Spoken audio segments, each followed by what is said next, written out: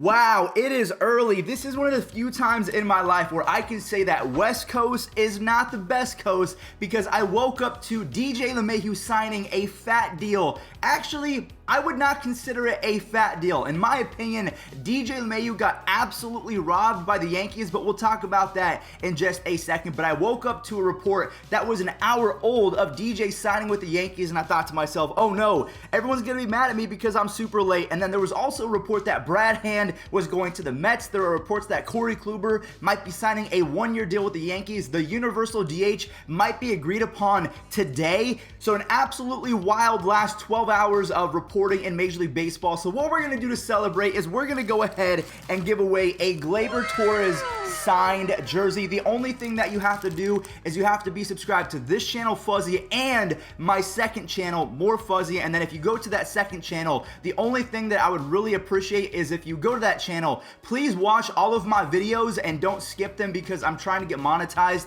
and I need 4,000 hours of watch time. So if you want to win this Gleyber Torres jersey, go to More Fuzzy, watch my videos without skipping anything. Just please watch all the way through. It would help me out a lot. I know that sounds weird, but that's better than likes or comments. But without further ado, let's go ahead and talk about DJ Lemahieu signing a 6-year, $90 million contract. I cannot believe I'm saying that. That's an absolute robbery, in my opinion. If this was Grand Theft Auto, this would be a 5-star heist because the Yankees pulled off something that we didn't think was going to happen. Because if we consider the reports and the rumors the last, I would say 2 weeks, Lemahieu was about to walk. He was going to go to Toronto. He was going to go to the Angels. Any other squad that was offering him money, he was balking at the idea of returning back to New York because they weren't going to pay him 5 years, $100 million. And then it comes out that he signs an extra year for $10 million less than all of the rumors. So it makes me think to myself, was he even ever mad to begin with? Or did he test the waters and he found out that he was not going to be able to get 6 years like he wanted? Because the second best contract, the best contract, in my opinion, was coming from Toronto. They wanted to give him 4 years, about $80 million. He would have walked away with anywhere from $19.5 to $20 million a year. But instead, he signs a $15 million AAV. That's how much he's going to be earning per season until he's 38 years old. So I'm pretty sure the Yankees are happy with this because when he's 38, they're only going to be paying him $15 million as opposed to the Angels paying 40-year-old Albert Pujols, $25 to $30 million for some of the worst production in baseball from an offensive hitter. Obviously, offensive hitter. I don't know why I said it like that, but you get what I mean.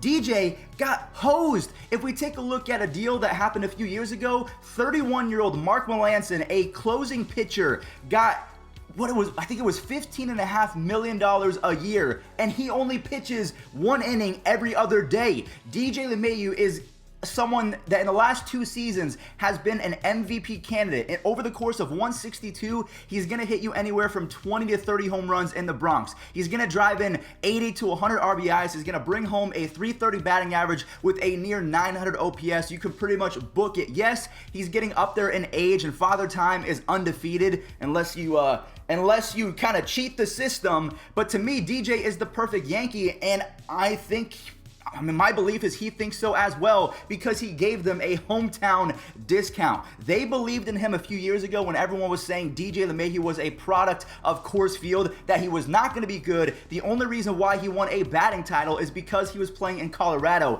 He moves to the Yankees and gets even better.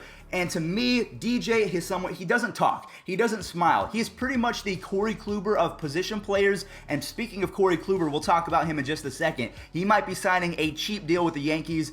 So the Yankees are coming away as winners, and honestly, I've never really seen a deal like this come from them. They're always overpaying or overspending, but they understand that prospects and saving money is going to be how they have to approach the game considering the global pandemic. There might not be fans in attendance, so they decided to go out and on a limb and say, DJ, we love you. The city of New York loves you. The Bronx, this is your home. Would you take a little bit of a discount, about $4 million less a season, to come back? So So DJ gets the security, a 6-year contract. So let's say that he rakes in year number 6, he's gonna get another contract, whether it's from the Blue Jays or whoever's interested in a 38-year-old aging second baseman. I'm not going to do any edits on this video because 1, I'm tired. 2, I don't really have time because I have plans today, but I want to make sure that a video goes out to you all. So we're cooking so far. This video has been fantastic, and I don't like this because the owners are getting away with being cheap.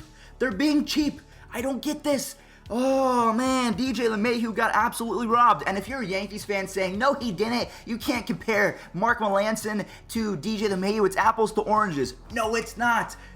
Mark Melancon was 31 years old, only pitches 1 to 2 innings every other day. DJ LeMahieu is an MVP candidate every time he steps onto the diamond, and he's getting paid less than him. And just, I think 2 years ago, Josh Donaldson got 4 years, $90+ million, and he's injured far more often than LeMahieu. It just doesn't make sense to me. I don't understand how we go from DJ telling his agent that we're done with the Yankees, at least for the next couple weeks, go talk to other teams and see what we can, really scrape the bottom of the barrel for, and maybe we can get a better contract elsewhere, even if it means playing in a city that doesn't like me as much as the Yankees fan base. So that's something that he really had to come to terms with, and to me, it wasn't worth it. He'd rather get paid less to play in a city that, 1, has a chance to win a World Series as soon as this year because they're that good, especially if they sign Corey Kluber. Corey Kluber has won 2 Cy Youngs in his career. He is someone that can turn the tables in New York, because if he is a 3 or 4 starter, or heck, if he even is 80% of Kluber, that's going to be a mid-3 ERA starter. He's going to strike out anywhere from 9 to 10 hitters per 9 innings. He's not going to walk a lot. He might have an issue with the long ball because that was his biggest issue when he was with the Indians.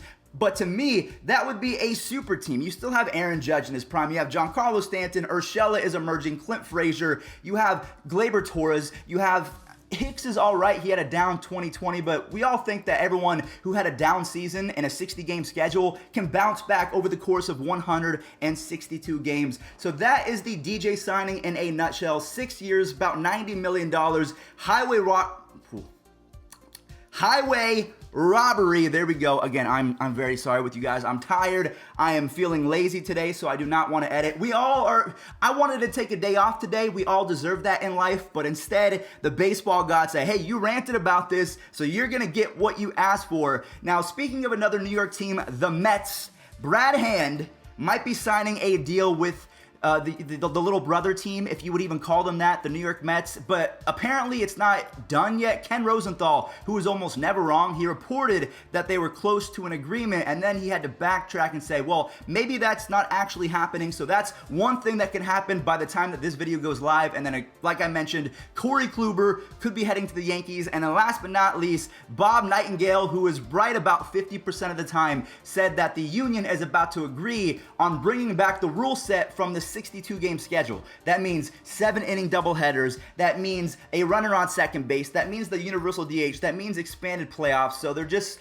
very trepidatious about the idea of Corona coming back and really botching the scheduling. So they might have to go with the 2020 approach. But that does it for today's video. Thank you all so much for bearing with me. I know this video might have been a little bit rushed, but to me, I put so much effort into all of my videos that I can fudge this one a little bit. And to me, it still ended up being entertaining. So I hope that you did enjoy. If you want to win this Gleyber Torres jersey, head over to More Fuzzy. Watch all of my videos, even if they're in the background as you're doing homework or work. Please, it would really help me out. And then I'll give this away on Twitter, @FuzzyFromYT. Catch you guys there. Peace out. DJ, call the police because the dude just got robbed.